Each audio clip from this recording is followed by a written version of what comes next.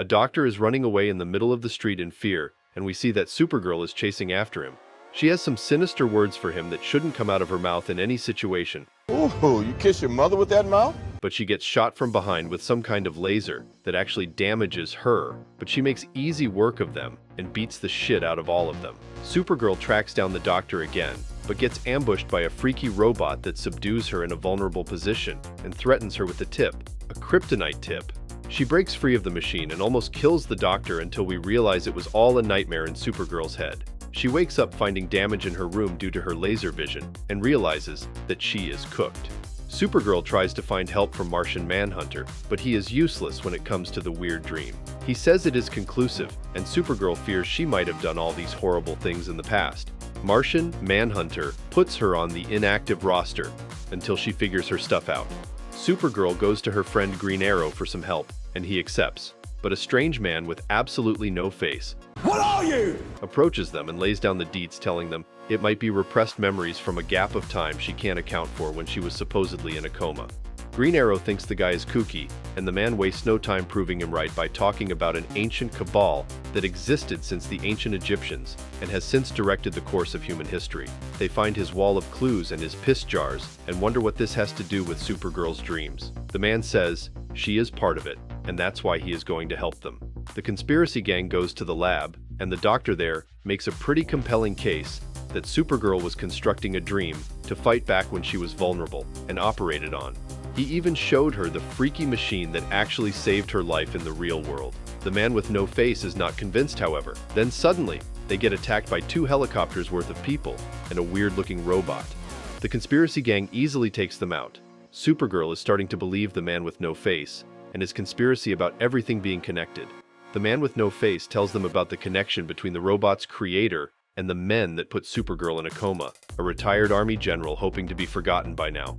They track him down, and he is as paranoid as ever, holding a gun and waiting for someone to get him. They take the gun away from him and force him to answer their questions. The only thing they get out of him is a confirmation that the government is in cahoots with the large corporations, and they are running experiments on metahumans and aliens, while also holding top-secret files on everyone in the Justice League. But he has nothing for Supergirl, since he has been out of the loop for so long. The conspiracy gang leave the retired general alone, and he is visited by another blonde girl that he mistakes for Supergirl again. She doesn't confirm if she is in fact Supergirl, but tells him her name is Taya. Surprise, motherfucker! And that's all the retired general needed to know, that she was bad news before getting his hands lasered by her.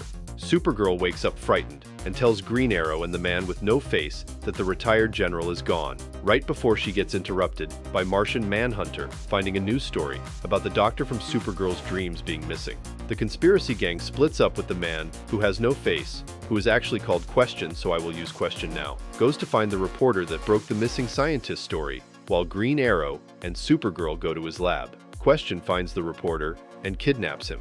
Meanwhile, Supergirl and Green Arrow infiltrate the lab with the Supergirl lookalike following right behind. Question forces the reporter to spill the beans about the Supergirl lookalike as the source of his story. Supergirl and Green Arrow, on the other hand, find all the data exposing how scientists have been experimenting on Supergirl's body and created a clone of her who did all the things in the dreams. They see the girl's silhouette running and go after her into a simulation trap within the lab. The simulation looks like Metropolis. The Supergirl clone attacks them and gets into a tussle with the real Supergirl because she can read her mind and she needs to get rid of her. Supergirl's clone kicks the shit out of her and shows her how she is better trained and more mature than her. And just as the clone was going to kill Supergirl, Question shows up and destroys her self-esteem and exposes her way of thinking, enough so that it provides an opening for Supergirl to strike back. We then see a mysterious man get a call as he is watching the fight going on, and suddenly huge lasers strike the field, aimed to kill both of them, but it only kills the clone, as the conspiracy gang escapes. Later on, we find out the doctor from the beginning of the episode was in on it, and he rescued Supergirl's clone and promises to fix her in the future.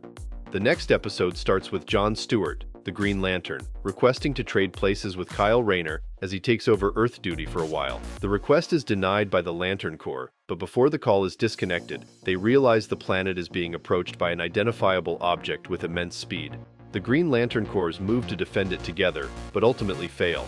They realize it is Professor Ivo's android as he destroys the whole planet. Green Lantern and Martian Manhunter are shocked, but they soon discover that the android is heading to Earth next. They set up defenses with the other heroes and get ready to beat his ass. Meanwhile, Lex Luthor is getting interviewed about how he has changed as a man and has become filled with good nature instead of vile revenge and villainy.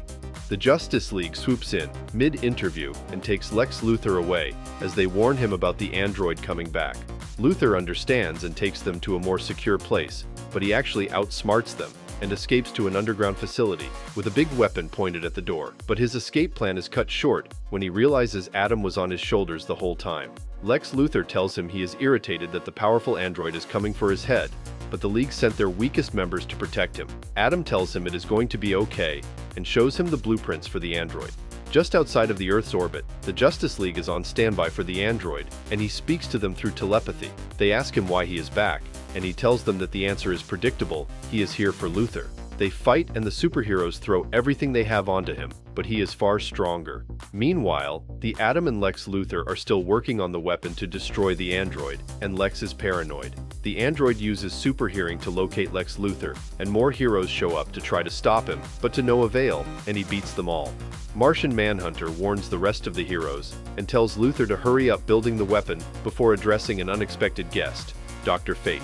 The android reaches Lex's location and easily takes out the remaining superheroes with his immense power. Lex tries everything to slow him down, but nothing really works. He reaches the final room, and Lex shoots him with the ultimate weapon, but even that does nothing against him. They are truly hopeless right now.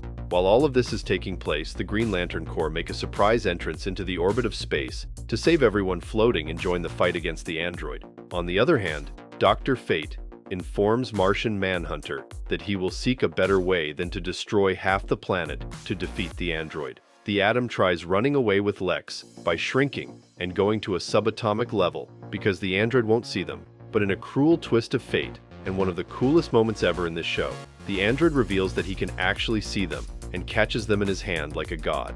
The android talks to Lex, and Lex realizes he wants answers regarding his purpose, as he sees humans have so many things and still strive for more. The Green Lantern Corps, headed by John Stewart, reach Lex Luthor's location.